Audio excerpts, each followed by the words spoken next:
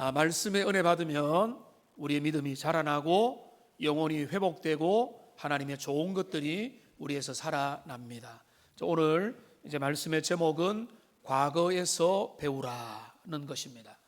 우리는 지나간 과거로부터 성공과 실패, 과거로부터 배우고 교훈을 받아서 내 삶에 적용시키면 그 사람은 지혜로운 사람입니다. 어리석은 사람은 과거의 성공과 실패로부터 전혀 배우지를 못하고 그래서 계속해서 어리석은 일들을 반복을 할 뿐인 것입니다. 어떤 사람들은 과거를 따지지 말라 그렇게 말을 하지만은 그거는 틀린 말입니다. 성급히 과거를 묻어버리지 말고 과거를 잘 되돌아보고 그래서 미래를 지금 현재를 살아갈 때 그것이 의미 없는 쳇바퀴 위를 돌아다니는 인생이 아니라 발전하는 인생이 됩니다. 그래서 우리가 이제 잘 알아야 될 그 쉬운 우리의 속담 중에 온고이지신이라는 말 여러분 들어서 할 겁니다. 온고지신이라고도 하죠. 뭡니까? 옛것을 익혀서 새것을 안다. 옛것을 익히고 새것을 안다. 익히고라고 받으면 되지만은 옛것을 제대로 배워서 새것에 대한 전망을 가진다. 그러니까 이게 우리가 고전으로 돌아가고 역사를 공부하고 하는 모든 이유가 뭔가 하면 지나간 날들에 어떤 일이 있었는가를 교훈을 받아서 그거를 통해서 오늘의 내 삶에 도움을 배울 수가 있기 때문에 그렇습니다. 그래서 우리는 어느 정도는 역사도 공부하고 좀 알아야 됩니다. 지나간 역사의 모든 일들에 대해서 자세히 외우는 게 중요하지 않습니다. 제 동료 목사님은 역사의 기록들과 연도들에 대하여 너무 잘 외웁니다. 진짜 부럽습니다. 몇 날 며칠에 어떤 일이 일어났는가 이런 것들에 대하여 줄줄이 외우고 설명도 잘 합니다. 자, 그런데 그 외우는 것들도 보탬은 되겠지만은 우리가 역사를 과거를 알고 배운다는 것은 과거에 몇 날 며칠에 어떤 일이 일어났는가를 많이 정확하게 아는 것보다 훨씬 더 중요한 것은 그때 왜 실패했으며 그때 왜 나라를 빼앗겼으며 그때 우리는 왜 무기력했으며 그때 우리의 조정들은 어떤 상태였는가 이런 것들을 우리가 배우고 뭔가 안타까워하고 야 이거는 실패가 될 수밖에 없었구나 라고 하는 것들을 알고 배우는 게 역사의 목적입니다. 단순히 연도표를 외우는 것은 그거는 역사를 제대로 아는 것이 될 수가 없습니다. 우리가 일본의 임진왜란을 아름답게 막아내긴 했지만은 이후에 일본이 우리나라를 강제 병합을 하고 그래서 1945년에 해방이 될 때까지 나라를 수탈해가고 우리의 주권이 빼앗긴 그 치욕적인 역사를 우리는 잊어버리는 것들도 필요하고 넘어서는 것도 필요하지만 그 과거의 우리의 수치, 우리의 치욕, 우리의 조상의 그 못난 모습들이 조상이 못났다가 아니라 왜 그렇게 되었을까를 돌아보면서 지금 우리는 어떻게 해야 국력을 키우고 우리의 나라의 자존을 지키면서 살아갈 수 있을까에 대한 그런 대비도 될 수가 있는 것입니다. 그러니까 우리는 과거를 되돌아봐야 돼요. 지나간 날들을 돌아보고 거기에서 교훈을 얻고 오늘 내가 우리 공동체가 우리 민족이 우리의 개인이 살아갈 길 우리의 기준이 무엇이구나라는 것을 지나간 날들을 통해서 배우게 되는 것입니다. 그래서 우리는 역사학도들은 아니지만은 어떤 역사의 기록들, 역사의 사건들 이런 것들을 우리를 비추는 거울로 여기면서 우리는 바라볼 필요가 있습니다. 그런데요, 우리가 성경을 대할 때 바로 그렇게 우리는 바라볼 수 있습니다. 성경은 하나님 나라의 역사 기록책입니다. 그러니까 이거는 교과서입니다. 어떤 정답이 뭐지 모르겠다 이게 아니고 하나님께서 보여주시는 정답들이 여기 기록되어 있습니다. 많은 인물들, 많은 사건들, 여러 시간대와 여러 장소와 여러 상황들 가운데서 믿음으로 살았고, 때로는 넘어졌고, 때로는 주님을 배신하고 하나님에게서 떠나갔고, 어떤 사람은 그 불같은 어려움들 속에도 주님을 붙잡았던 수많은 사람들의 기록들과 그 시대들을 우리가 살펴보면서 결국은 뭐 하는가 하면은 그 모든 것들을 통해서 믿음의 길이란 무엇인가, 그리고 믿음에서 떠나는 것은 어떨 때 떠나는가, 하나님이 기뻐하는 것은 무엇이고 하나님이 언제 슬퍼하시고, 하나님이 누구의 손을 들어주시고 누구를 향해서 실패했다라고 하시는가, 하나님은 언제 은혜를 주시고 하나님은 언제 응답해 주시는가, 이런 것들을 하나님께서 구약과 신약 그 여러 세대에 걸친 하나님의 교과서에서 이 하나님 나라의 계시의 역사책에서 우리에게 들려주시는 겁니다. 그러니까 우리가 말씀을 듣는 이유도, 우리가 설교를 듣는 이유도, 성경을 잘 공부해야 되는 이유도 이 말씀을 우리가 듣고 이런 정보 저런 정보, 뭐 사람에 대한 지식들, 이런 정보들, 누가 어땠더라, 언제 어떤 날 이런 일이 있었더라, 이런 것들은 기초 지식이고 필요하지만은 그보다 더 중요한 것은 이 모든 걸 통해서 하나님이 기뻐하는 일들이 뭐냐, 악인의 길이 뭐냐, 의인의 길이 뭐냐, 그러면서 결국은 뭡니까? 지금 내 삶을 비추는 거울이 되는 거죠. 그러니까 성경이 거울이라는 것은 우리의 내면을 비추고 우리의 영혼을 비추고 우리가 돌아봐서 우리가 지금 어떻게 살 것인가라고 하는 중요한 문제를 알려주기 때문에 하나님의 말씀을 귀를 기울여서 들어야 된다, 이런 의미가 되겠습니다. 그런데 오늘 예수님께서 이런 방식으로 그 사람들을 가르칩니다. 예수님께서 그 묻는 질문 앞에서 과거로부터 배우라라고 이렇게 말씀하는 거예요. 오늘 이 본문에 보면 바리새인들이 예수님께 질문을 던지고 있습니다. 여기 20절에 보니까 하나님의 나라가 어느 때에 임하겠나이까, 하나님의 나라가 몇 날, 몇 시에, 어느 때에, 어느 장소에서 어떤 모습으로 임할 건지 정확하게 가르쳐달라. 이거는 바리새인들의 질문뿐만 아니라 사실은 우리의 궁금증이기도 하고 많은 사람들이 거기에 대하여 호기심을 가지고 궁금해합니다. 도대체 하나님의 나라는 언제 도달하느냐, 주님 언제 오시느냐, 예수님의 재림은 언제 일어나느냐라고 사람들은 관심을 가지고, 어떤 사람은 비웃으면서 예수님 오시기는 오시나 2000년이 훨씬 지났는데 아무런 일도 안 일어나고 있다라고 말하고, 우리 믿음의 사람들은 주님이 진짜 우리 세대에 오실까라는 생각하면서 아마 우리 세대에 주님 오실 사인들은 보이지가 않는 것 같아, 이렇게 여기는 사람들도 있습니다. 그런 질문입니다. 하나님의 나라는 언제 임하나이까?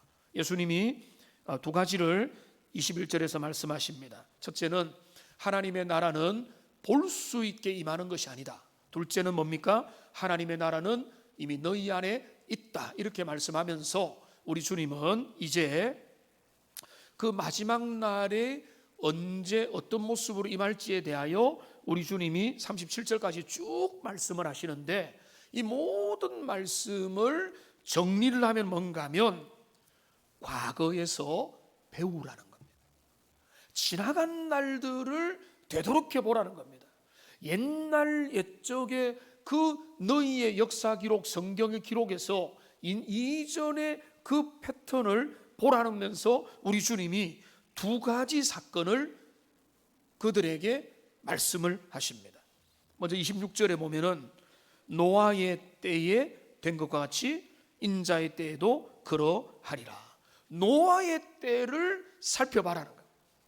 노아의 때와 같이 인자의 때도 그와 같을 거니까, 자, 마지막 날이 어떻게 될 것인가, 예수님의 재림이 어떻게 될 것인가, 우리는 그 인류의 종말을 어떻게, 심판이 어떻게 다가오느냐라고 궁금해하는 사람들에게 예수님은 뭐라고 하는가 하면은 노아의 때를 너희가 공부해봐라, 이것입니다.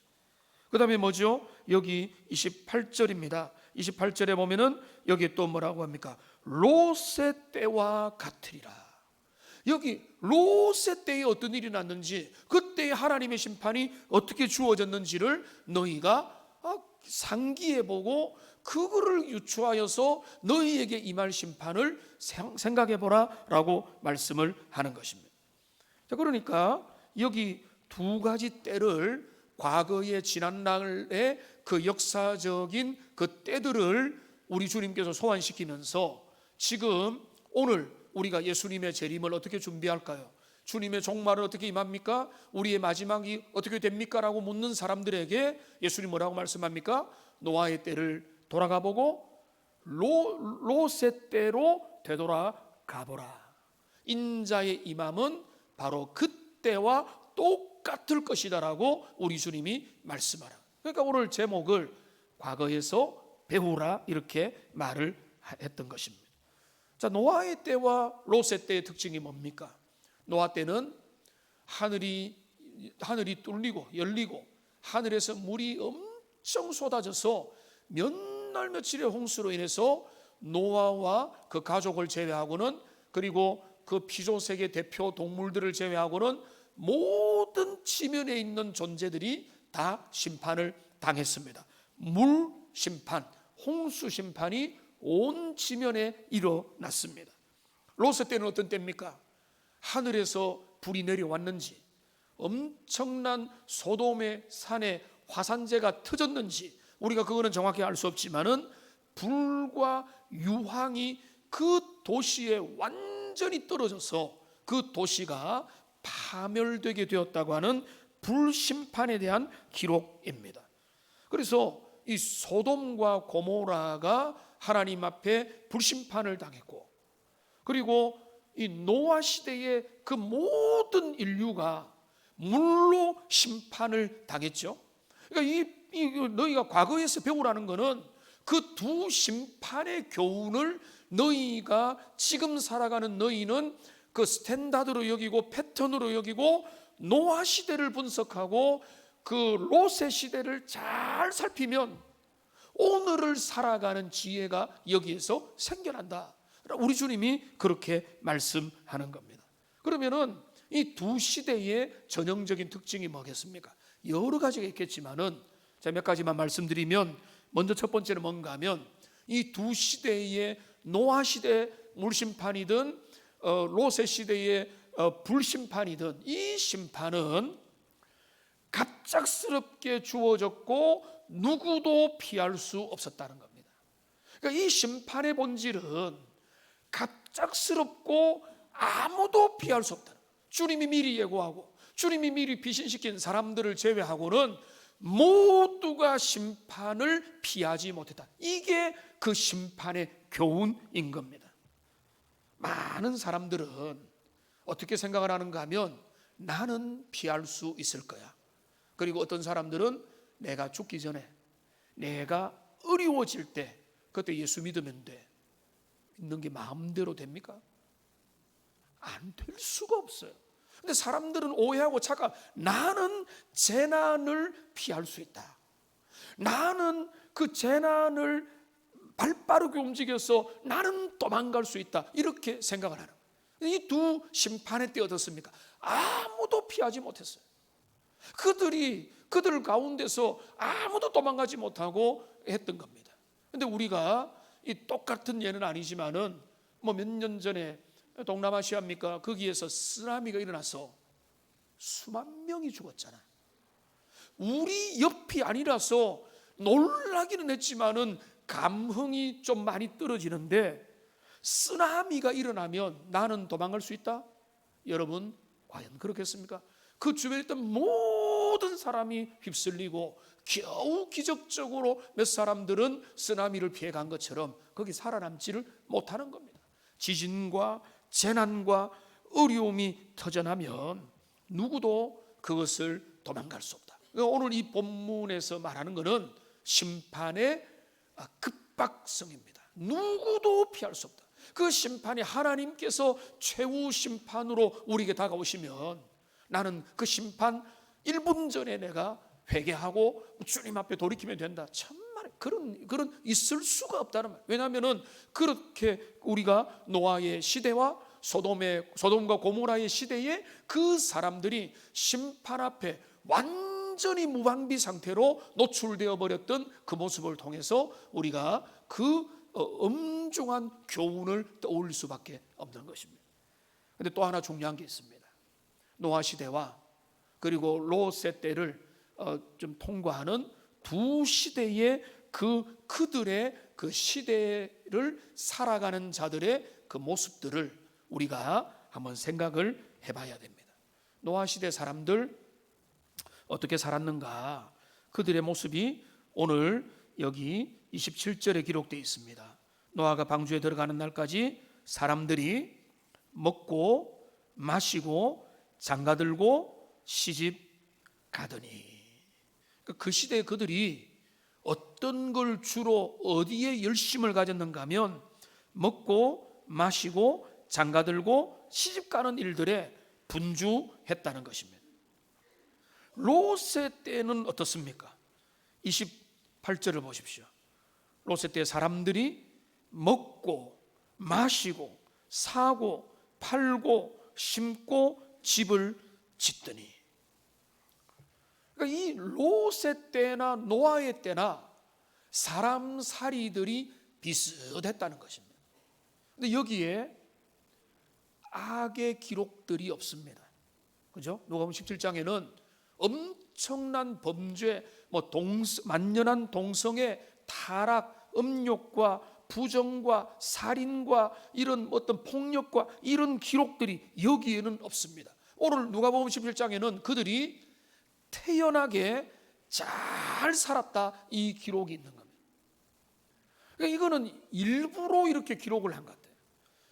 소돔과 고모라는 음란이 가득한 폭력과 음란과 중독의 시대였고, 노아 시대도 그 창세기 기록을 보면 온 지면에 죄악이 관영해서 하나님이 사람을 지은 것이 한탄스러울 정도의 죄악이 관영했는데, 오늘 누가복음 17장 기록은 뭔가 하면 그들이 태연하게 분주하게 먹고 사는 일에 바쁘고 부지런하고 일상을 살아갔다는 것입니다.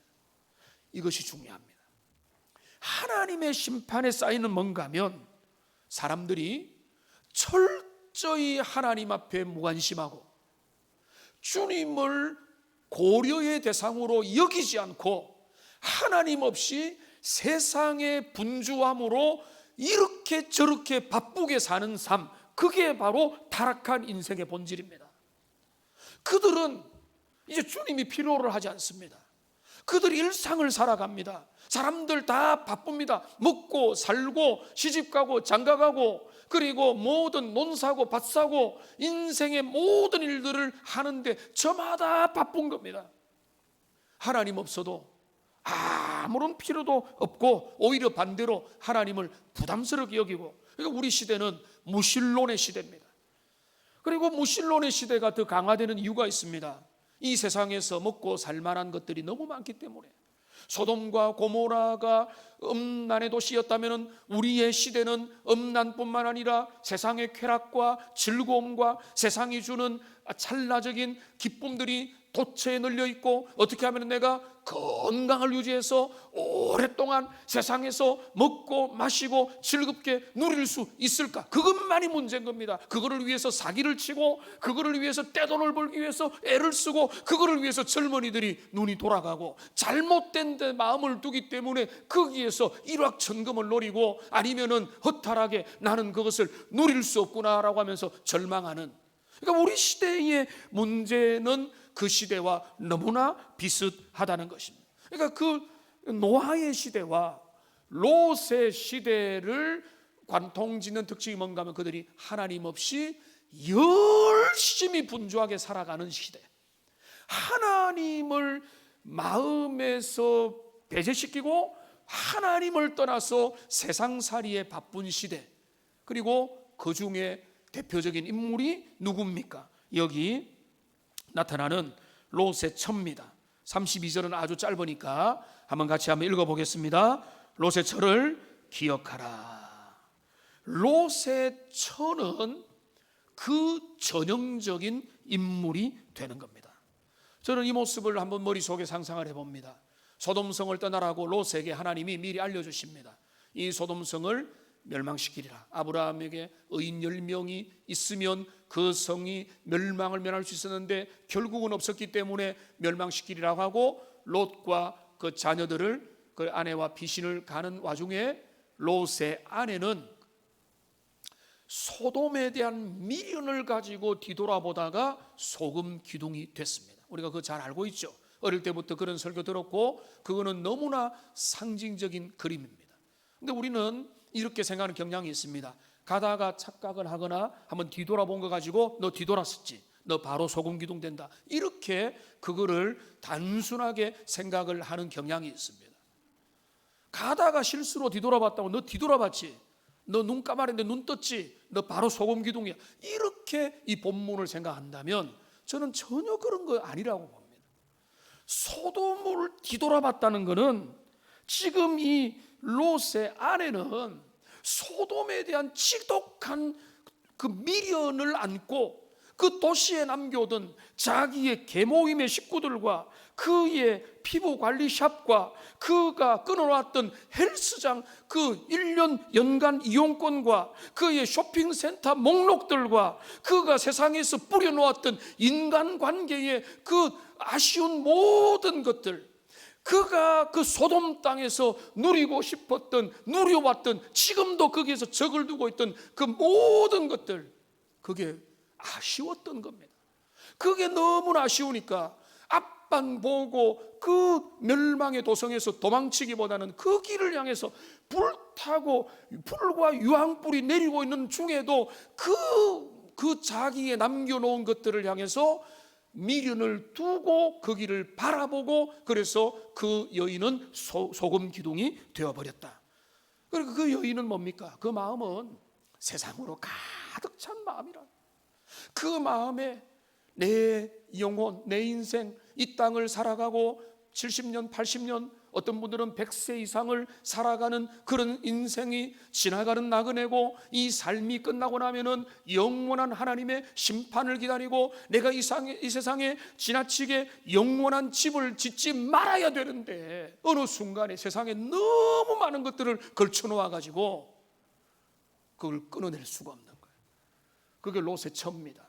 롯의 처를 잊지 말라는 거예요. 세상에 미련을 두고 세상에 더 발을 깊이 두고 그 가운데 잠겨 있어서 이제는 빠져나오지도 못하는 깊은 어둠의 상태, 그게 바로 롯의 처의 모습인 겁니다. 그러니까 우리가, 예수님이 말한, 너희가 미래가 궁금하냐? 역사의 종말이 궁금하냐? 너희가 예수님의 재림이 몇 날 며칠에 어느 장소에 어떤 모습으로 오느냐, 이런 거 궁금해하지 말고, 너희가 그것에 대해서 궁금하면은, 역사의 종말이 궁금하면은 너희는 과거를 돌아봐라. 하나님이 역사를 심판하신 두 사건이 있지 않느냐? 노아 때 홍수 심판, 그 소돔과 고모라의 불심판의 그 모습을 돌아봐라라고 하는데, 이 모습들의 특징이 우리 시대와 비교하면은 어떻습니까? 저는 깜짝 놀랄 정도로 노아 시대에 심판당하기 전의 모습과 소돔의 심판당하기 전의 모습과 우리 시대의 모습들이 너무나 유사하고 비슷하다는 겁니다. 우리 시대에 하나님에 대한 관심이 점점 멀어져 가고 있습니다. 세상살이에 분주합니다. 그 하나님을 더 믿으라, 주님을 예배하고 하나님 앞에 살아야 된다라고 하면은 그들의 변명거리가 뭡니까? 핑계거리가 뭡니까? 뭐 너나 할 거 없이 너무나 바쁘다고, 분주하다고, 할 일이 많다고, 세상 가운데 신경 쓸 일이 많다고 하면서 세상살이에 깊이 빠져 있고, 그러니까 일상을 사느라, 일상이 잘못된 거 아니죠. 우리는 일상을 살아야 되죠. 의식주가 없이 어떻게 살겠습니까? 근데 일상을 사느라 우리가 유한한 존재이며 우리의 존재는 하나님의 심판 앞에 있다는 이 기본적인 사실도 망각을 하고, 오히려 하나님 귀찮고, 그냥 귀찮아서 그냥 어떤 사람들은 그냥 하나님을 인정은 하지만은 저 뒤로 밀어놓고 내 갈 길만 열심히 가는 그런 형편이 되었다는 것입니다.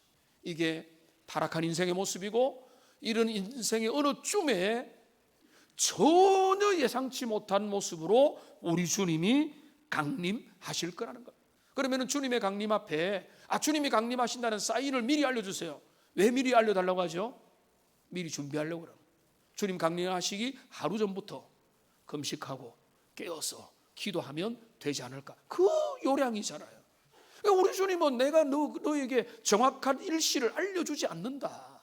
그런데 중요한 건 뭔가 하면 그 날이 가까웠다고 여기고 너희의 개인의 종말도 가까워오고 있고 너희의 삶의 역사의 종말이 어떻게 오는지를 생각하면서 깨어서 믿음으로 살아라고 이야기를 하고 있습니다. 우리 주님이 우리를 향해 경고하십니다. 우리를 향한 경고는 근본적인 경고인데요, 요한일서 2장 15절에서 17절 말씀을 우리 같이 찬찬히 한번 읽어보겠습니다. 이 세상이나 세상에 있는 것들을 사랑하지 말라.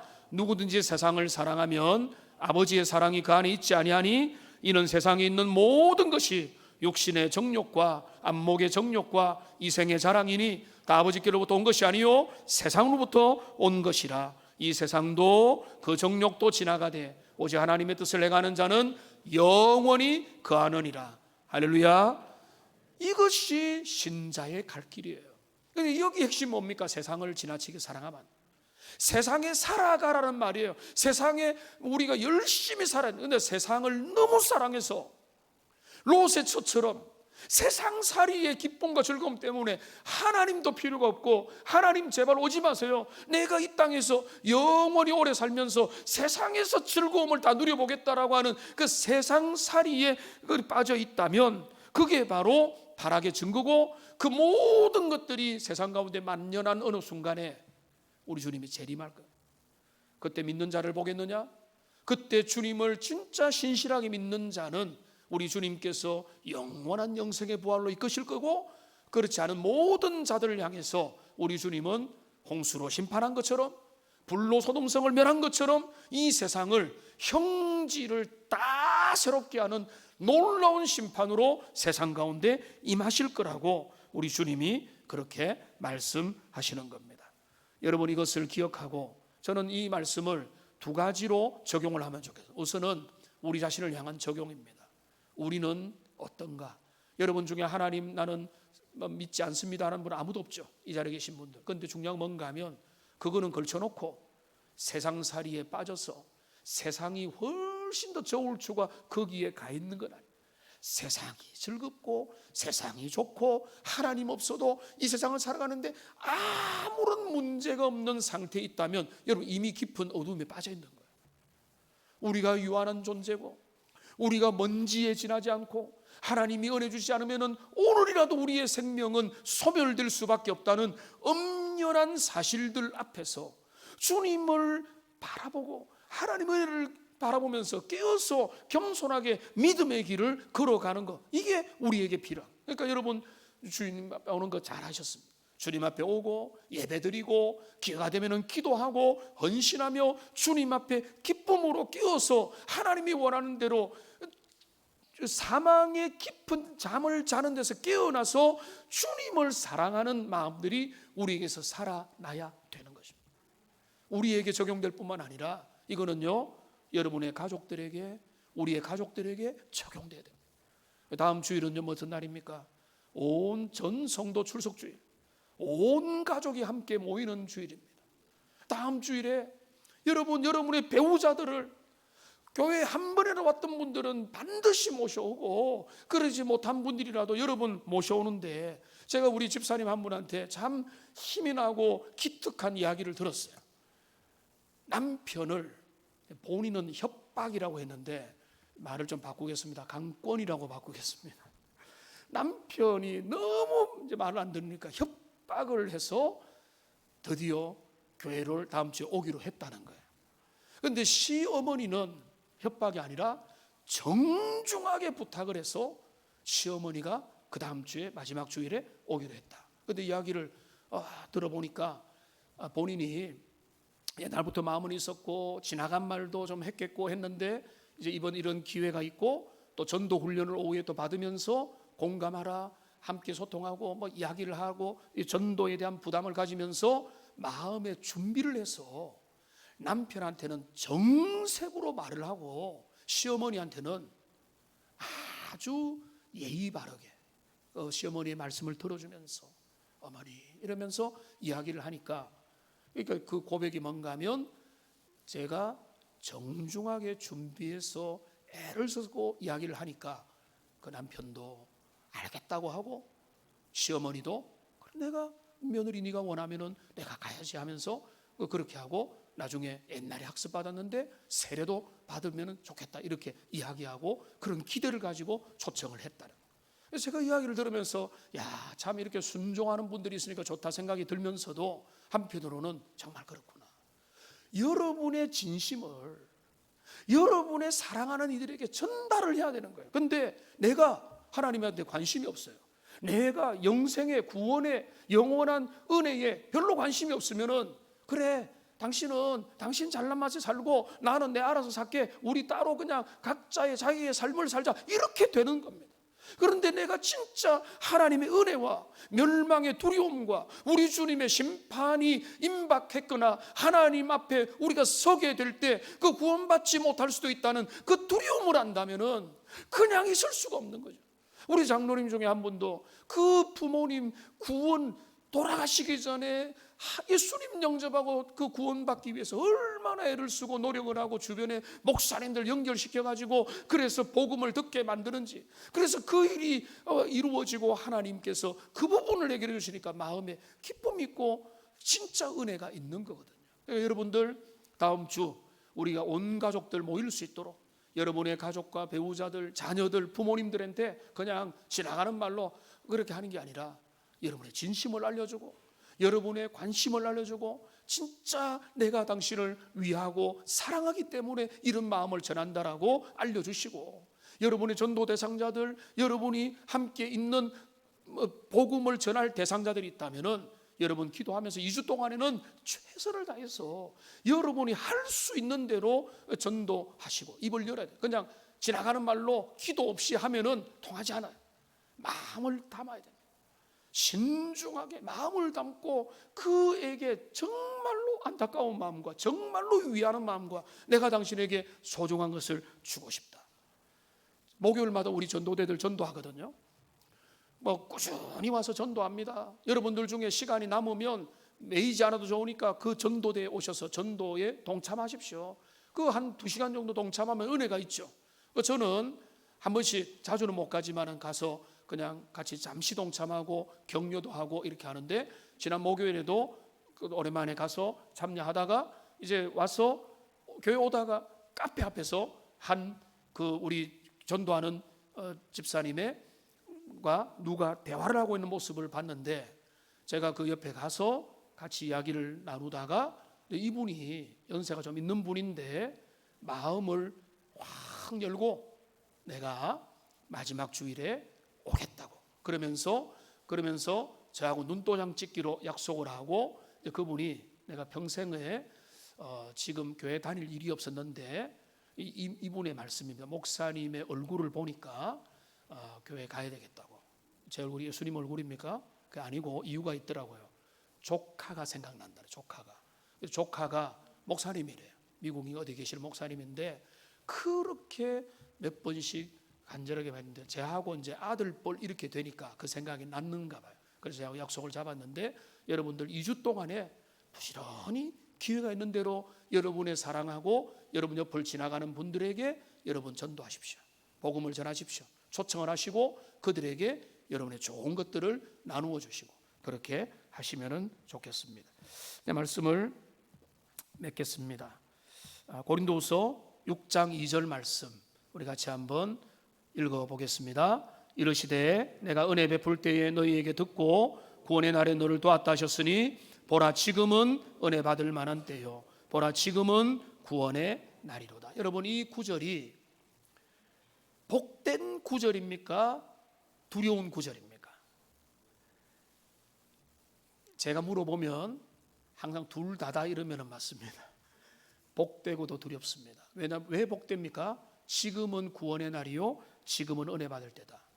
자, 그러면요 나중에는요 어느 순간에 그 문이 닫히는 거예요. 그 기회가 없는 날이 옵니다. 그 복음을 듣지 못하고 운명하는 날이 옵니다. 우리 주님 오시면은 모든 게 게임 끝이에요. 한 번만 더, 한 번만 그런 거 없어요. 다 마치는 것. 과거에서 배워야 됩니다. 노아의 때, 롯의 때, 롯의 처, 그 두 심판의 때에 그들이 어떻게 살았으며 우리 주님이 왜 임했으며 그때 어떤 일이 일어났는가, 아무도 피할 수 없었고 아무도 항변할 수 없고 아무도 저항할 수 없는 역사적인 전면적인 심판이 우리를 기다리고 있습니다. 물론 그 일이 언제 어떻게 나타날지 우리는 알 수 못합니다. 그런데 주님이 우리에게 명하는 게 있습니다. 그 날이 바로 내일 임할 것처럼, 오늘 임할 것처럼 깨어서 준비하고 하나님 사랑하고 이 땅을 순례자로 살고 세상에 지나친 미련을 남기지 말고 하나님을 붙들고 영원하지 않은 것들은 내려놓으면서 이 세상을 살아가라고 주님이 도전하는 겁니다. 그 도전 앞에 순종하고 자신을 돌아보시고 여러분 가정을 주님께로 이끌어와서 하나님 영원한 생명 앞에 함께 설 수 있는 하나님의 백성들 다 되시기를 주님의 이름으로 축원합니다. 기도하겠습니다.